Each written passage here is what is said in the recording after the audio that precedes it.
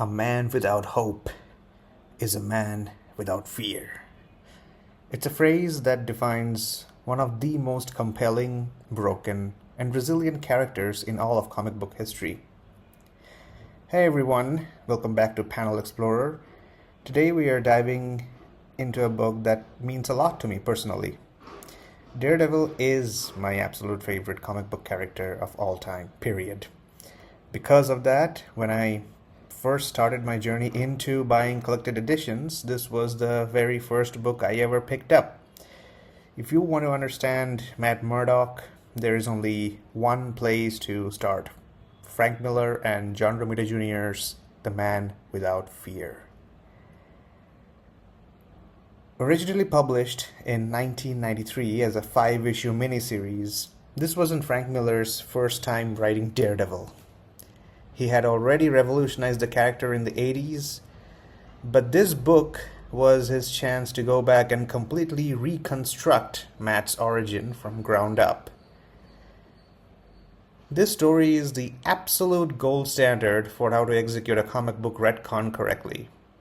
Instead of clumsily erasing history, Miller takes the bones of the original 1960s origin and enriches it.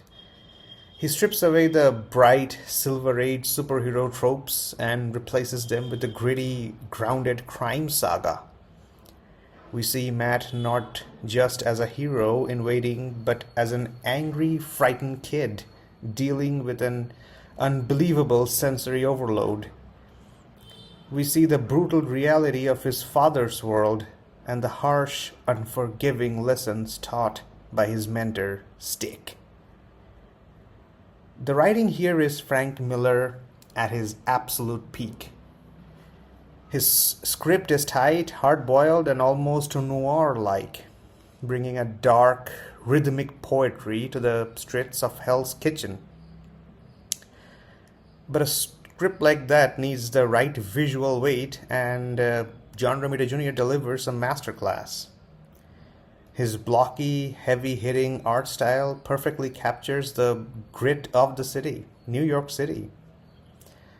Look at the kinetic energy in these frames. When Matt moves, it feels heavy, athletic, and dangerous.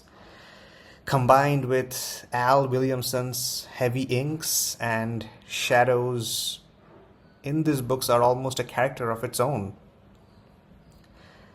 The synergy between the writing and the art is what makes this a masterpiece. One of my favorite things about Romita Jr.'s pacing is that he uses tight, claustrophobic panel grids during Frank Miller's tense, dialogue-heavy moments, and then completely blows the page open with a massive dynamic splash when the action hits. There are full splash pages and there are double spread splash pages. It is visual rhythm at its finest. Beyond the origin of Matt himself, this book lays the foundational bricks for his entire rogues gallery and supporting cast in a way that feels incredibly natural. We get a terrifying look at the rise of Wilson Fisk. We get the intense, toxic, and the absolutely magnetic college romance with Elektra. We even see the beginnings of his lifelong brotherhood with Foggy Nelson. Frank Miller weaves all these threads together flawlessly. By the time Matt finally puts on the makeshift black suit, the very same one that inspired the live-action show on Netflix, and right now it's in Disney Plus Hotstar, it feels completely earned. It's not just a costume. It's a terrifying culmination of his grief, his training, and his need for justice. Before we wrap up, let's talk about the physical book itself. This standard trade paperback edition clocks in around 160 pages, collecting all of the original 5 issues. For a soft cover, the build quality is fantastic. The spine is surprisingly sturdy without being so stiff that you get gutter loss, meaning you can open the pages fully to appreciate those massive 2-page splash panels without breaking the spine.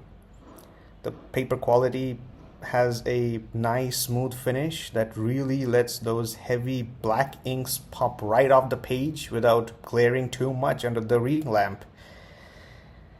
At 155 pages almost with the main story, it's the perfect, comfortable size to just kick back and devour it in a single sitting. And at the end, we have the script that's written by Frank Miller himself, which is added, and some artwork from the issues themselves. If you haven't read The Man Without Fear, or if it's been a while since your last reread, do yourself a favor and pick it up. It is essential reading and the perfect jumping on point for the character. That does it for my very first deep dive. What do you think is the best comic book retcon of all time? Let me know down in the comments below.